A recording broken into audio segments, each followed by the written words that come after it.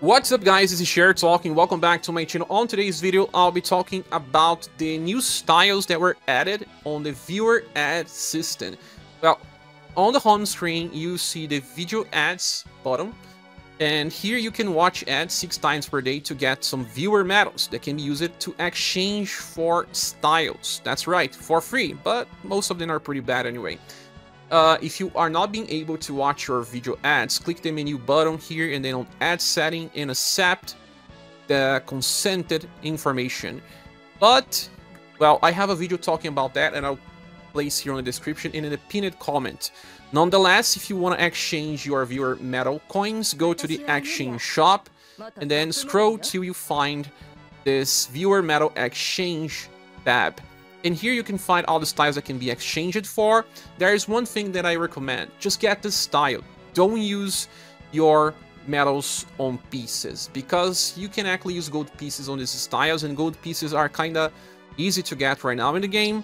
And I already got some of these styles. I only miss on the 3 latest ones that got released, and that's the reason why I'm making this video. 30,000 viewer medals can take quite a lot of time to build. With bad luck, it may take you a whole month to get that much. You get a certain amount of viewer medals based on how many gems you got on the roulette. And please hear me, don't spend your viewer medals on anything besides new styles, because they have been skipping some banners and it's much likely that they will release even more styles here, and some can be useful for inheritance, some can even be useful as they are, who knows. So don't spend in promotion certificates, books of secrets, promotion scrolls, or anything else. It's not worth. Just get your character and be happy with that. Okay, here we are on rs.xyz website, and there is a list of all 7 styles that were released on the viewer ad system. On the left side we have Pole, on the right side we have Nadart. We'll be discussing all the 7 styles, and the first one for newer accounts should be probably Albert. Why Albert? Because this guy can solo farm stages with just one enemy, and pretty easily. Well, this guy has 112% STR, 100% intelligence, and 85% agility. Agility doesn't really matter because we can use the Godspeed transformation and he can solo content with no problem. Nothing else matters about him. If you were to use him on hard challenges, he has a 40% damage reduction. On the start of a turn, he buffs STR endurance by 20% and resistance to instant kill. But, well, this won't matter as well. He has an attack boost when attacking with Slash, then increases 20% of his damage for 3 turns, stacks, and when using Sun attacks, he will then recover 2 BP. If a skill has both elements, it will trigger both effects. Also, when landing an attack, generally, he gets a 10% attack boost that lasts for 2 turns, stacks. But, more importantly, when landing an attack with Victor's Blade, left fork will be activated. What is left fork? A very powerful skill that uses to cost 13 BP. It's single target, just slash damage, but when attacking, each of the 5 hits will be buffing STR and intelligence by 15%, because this will be used as a rank 1. But even then, 5 hits of E-Power that increases damage with each new hit. And if you are using a triple S weapon, Albert can easily solo any stages where the enemies don't really resist slash. Even if they are neutral, they will die. If you max the character, that is. So, even though he doesn't have that much power by itself, the skill is strong enough. Nothing else really matters. He can use Victor's Blade 3 times in a row easily, because Victor's Blade is a Sun attack only, so it will give him the 2 BP. And then when he uses the left fork skill, he will trigger both attack boosts for a 30% damage increase and finish the enemy with that. Use Victor's Blade 3 times in a row if there's 3 waves, but right now on Free Quest there's just 2 waves. You will not use anything else because it will not be strong enough to guarantee victory. And that is the case why people will be using Albert. He is just a farmer, but a very strong one that can work for stages where the enemies are weak to slash and even neutral. Then the second best one will be Nadart. The reason why Nadart, because we lack some support for spears. And that is something that Nadart can provide you with, especially if you summon it for his Global X style. In the past, that one has Gallantry. If you look here, it's a skill that uses 3 LP and 6 BP, and gives defense up, decreasing damage taken by 10% for the whole fight, and gives a hit up of 10% for the whole fight as well. You can see that this is a very old skill that uses 3 LP just to give those small values. But it's an extra. Well, even if you don't have this skill, you can still use him because, look, he has 2 damage reduction passes of very large effect. So he will decrease damage taken by a lot. He has 112% endurance and 86% will. They are useful for remembrance. And then he starts the fight with 11 and has 5 EP per turn. And when he's attacked by spells, the damage taken will be decreased even further. He just has 30% damage potential. He's pretty weak overall. But there is a gimmick. He uses this skill called Black Princess Charge, and on the next turn he will have for 4 turns 3 different effects. The morale up very large increases damage potential by 40%, so he has something. He will recover 4 BP and apply morale down to all enemies. That decreases their damage by 25% at the source. He will trigger 4 times, so you can cast it again on turn 6 and have it for 7, 8, 9, and 10. So for a 10 turn cycle, 8 turns it will be active, the other 2 turns you'll be spending casting the skill. So that allows him to use his best skill, since he will actually have enough to use Tona Yutaku Kayaf. It's a single target attack that debuffs the enemy's all status by 15% and also applies Guard Down Small. That will decrease the defenses by 15% for 2 turns. So that can help increase damage output, but Guard Down does not stack. But the debuffs will, unless the enemy uses Defy Weakness or remove debuffs by the end of turn. The second skill is not really important anyway, it's just weak and he covers his HP. The other one that could be interesting would be either Swooping Dragon, that recovers HP by quite a lot and it's a 4S power attack, or then the Divine Lancer Plus that comes from his S style. When you amplify, it becomes a triple S power attack that casts attack boost of 30% for 2 turns, then tries to debuff the enemy dexterity. Even if it does not debuff, it's a triple S power attack. If you do not need the debuff volley of his 3rd skill, well, this one actually works. The 3rd best one will be Claudia, and well, this Claudia should also be a priority if you got the newest one, because she can make use of the Serenity skill that I'll be explaining in a few. And she has 116% dexterity and very low endurance and will, with good agility.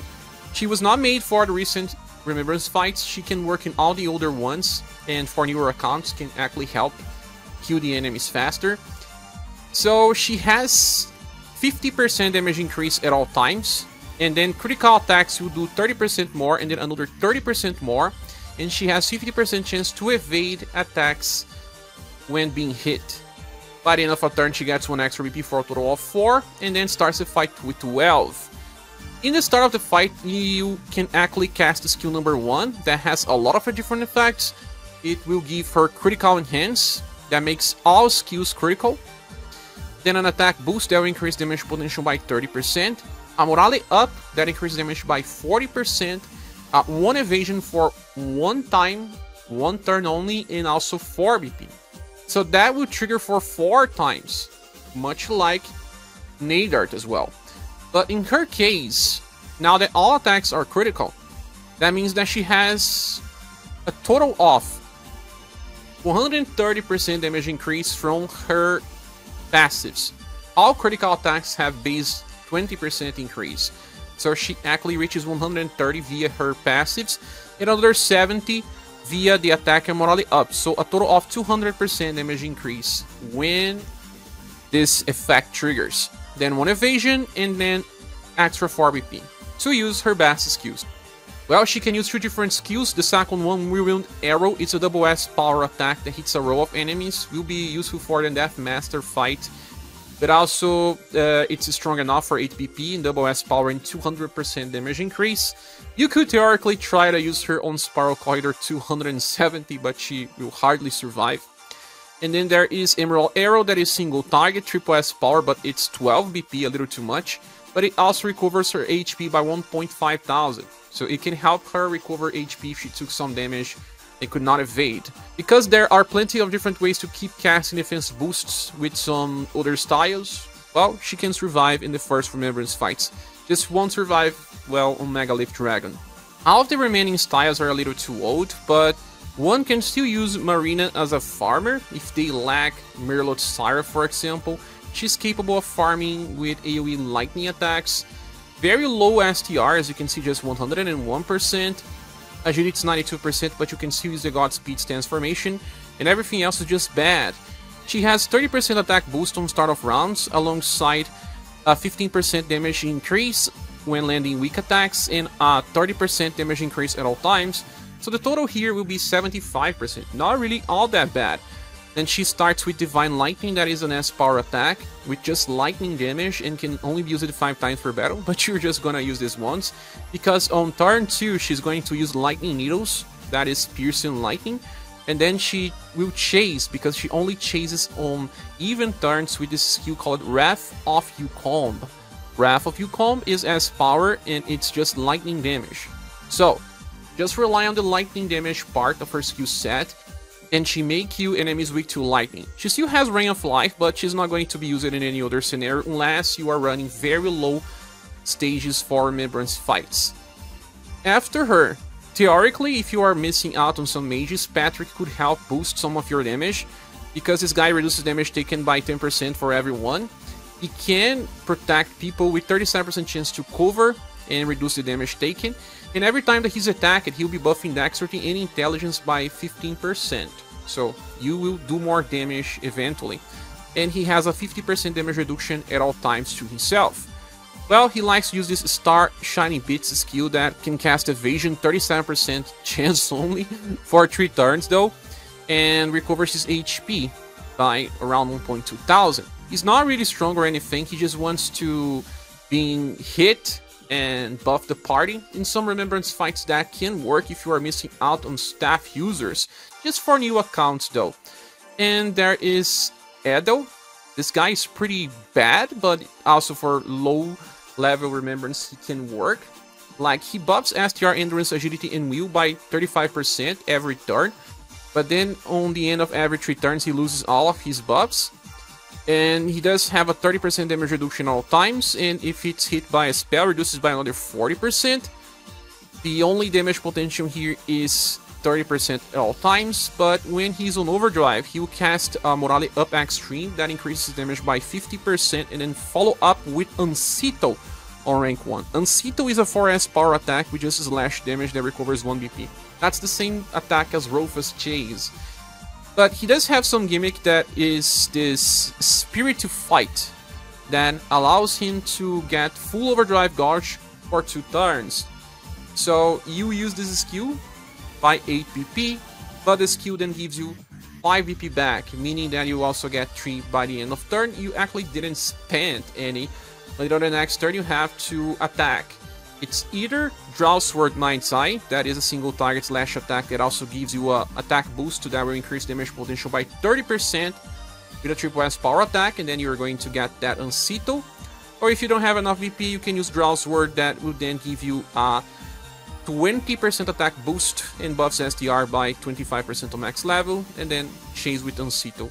I feel like this guy doesn't have that much to offer because slash damage is just so easy to find, but for newer accounts that didn't make a full squad with sword users, okay, but that's super easy to find.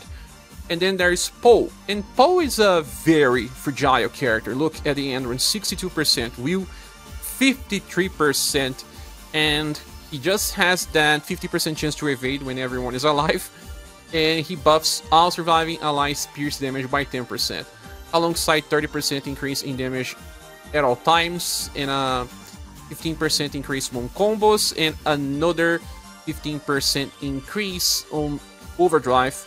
He does have this skill here, Instant Wall Arrows, that attacks 2 times, that you may use for Golden Lion, or you can use the first skill for Siegfried, because it applies instant Q.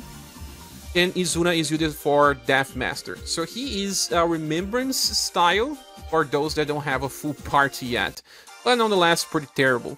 So I guess that's the order of the characters that I will recommend, with either Albert or Nadart being the best picks. You can run Albert for farming, and if you are a new player, he's the best choice. And then Nadart, because Nadart can still be used since he does have good defenses. But if you also want to save your medals, it's okay, because They may just drop another 3 styles in the future, and they will be better than the ones that we have here. So that's the end of the video, guys. Thanks so much for watching. Hope this can help you. And if you want to support the channel, there are links in the description. I hope to see you soon on the next video or live stream. Goodbye.